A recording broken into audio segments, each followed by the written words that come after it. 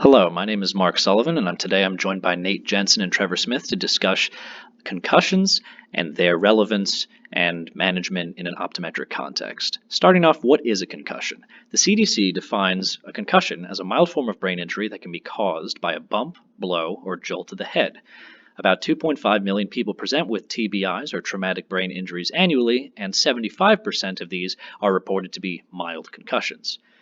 250,000 of school-aged children, which means children under 19 in this case, also have suffered from sports-related injuries, which very frequently involve traumatic brain injuries. So this is a very relevant and very important discussion to be having, especially since these can happen so early in life. So now Trevor will talk to us a bit about the pathophysiology. So the pathophysiology of a concussion, well, really it presents with several different signs and symptoms. These could be neurological, they could be something that has to do with cognition or perception, and of course a myriad of different visual symptoms. As you look through the list here, many of the symptoms that the patient actually comes in reporting tend to be visual in nature. So let's take a look at what causes a concussion. There's really two main theories as to why the concussion causes damage to your brain. There's the metabolic and the diffuse axonal injury. So let's jump into the metabolic damage here. So really a concussion causes some biomechanical stress, which then results in unspecified depolarization of neurons and an uncontrolled release of glutamate indiscriminately throughout the brain. So you can see here in the diagram that depolarization occurs. The neurotransmitter, that glutamate, is released. And then once that happens, these ion channels all start going into overdrive. As the calcium comes in, the cell is trying to push the potassium out. These sodium-potassium channels start to kick into overdrive. And as we know, these sodium-potassium channels require ATP, which requires glucose. And that means that these cells need a lot of glucose, a lot of energy, and that demand just goes through the roof. Now, the axons, the diffuse axonal injury is more of a mechanical injury per se. The axons can withstand kind of a slow mechanical stress stretching over time, but when it's this acute, fast damage that we get in these kind of coup contra coup concussions and other traumatic brain injuries, the damage to the cytoskeleton makes conduction very difficult. The immunoreactive processes that follow with an injury just cause problems with that connection as those molecules get in the way of the axons doing their normal job. Now, the other thing that we're a little bit concerned about with concussions is what we call second impact syndrome. Giza and Havda said it is during this post-injury period when cellular metabolism is already stretched to its limits that the cell is more vulnerable to further insults. So as we discussed earlier with that demand for glucose being through the roof, now if you get a second injury, the cell can't cope. It cannot get enough glucose, enough energy in order to take care of the second injury. So another large thing that we're worried about is making sure that we don't get a second injury after that first initial one. So let's go ahead and hand it over to Mark to talk to us about diagnosing concussions. Thank you, Trevor. So now that we've talked about the pathophysiology, let's talk about what we can do as clinicians in order to help manage and diagnose concussions, because they have a wide range of symptoms, as Trevor's already spoken about, but there's a lot of things that we can do to help pick up on these to see if the concussion was significant enough that it affects the activities of daily living.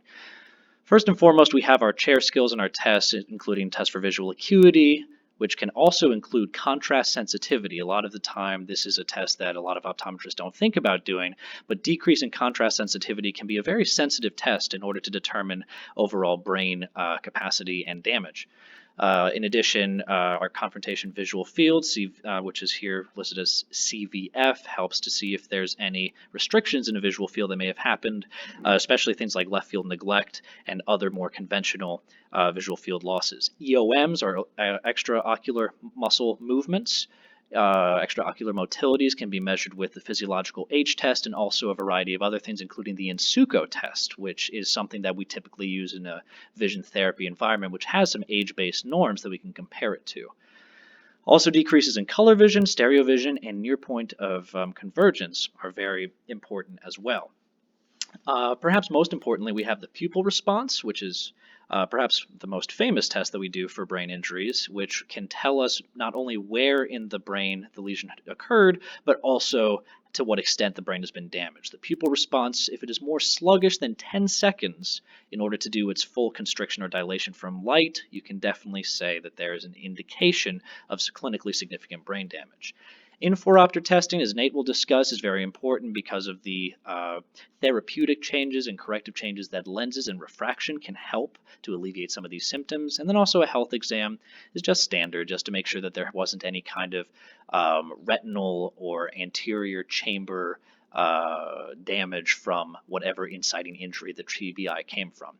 The other visual skills that are important, which will be listed in the next slide, are ones of vision perception and binocular vision skills, which we do have a variety of tests for, but typically aren't tested in a standard optometric examination. So we can do what we call vision therapy evaluations to test these a bit more in depth.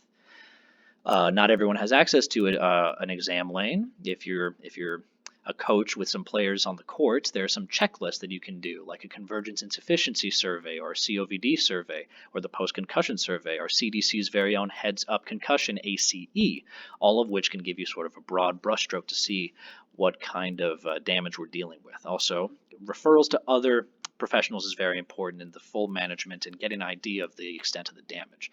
The most common visual symptoms that we discussed all happen to be in that binocular category of saccadic dysfunction, convergence dysfunction, and accommodative dysfunction, with the prevalences that you see listed here.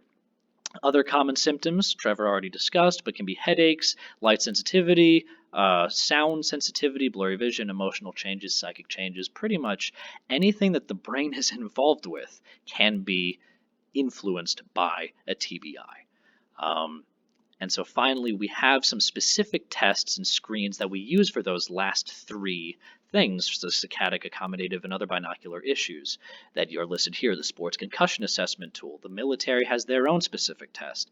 And then a standard assessment for concussion, et cetera, et cetera. And then finally, we have the King-Dievik test, which is the gold standard pretty much for saccadic movement that people use baselines and are able to determine stuff from that.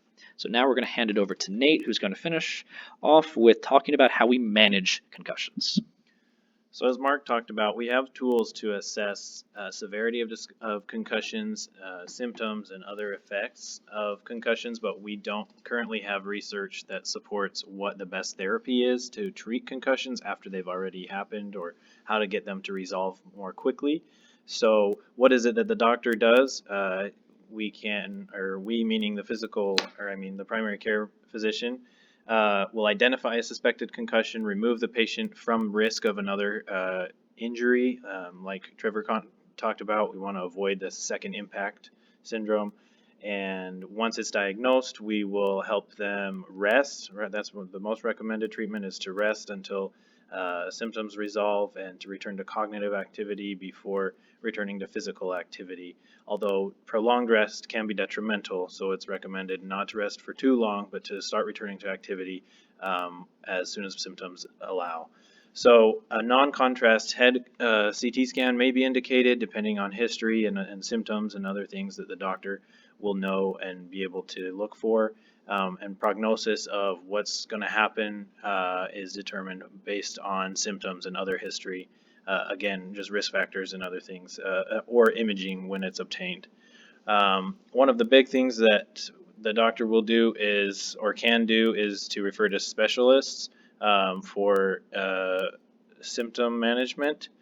There is no pharmacological treatment that's approved.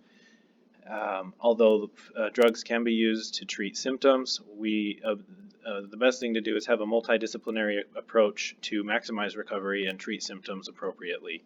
That's where optometrists come in to manage. Their role in managing concussions is treating the visual symptoms, as Mark already talked about. Some of the things Mark mentioned: lenses, prisms, occlusion, tints, and vision therapy are the treatments and things that optometrists can provide.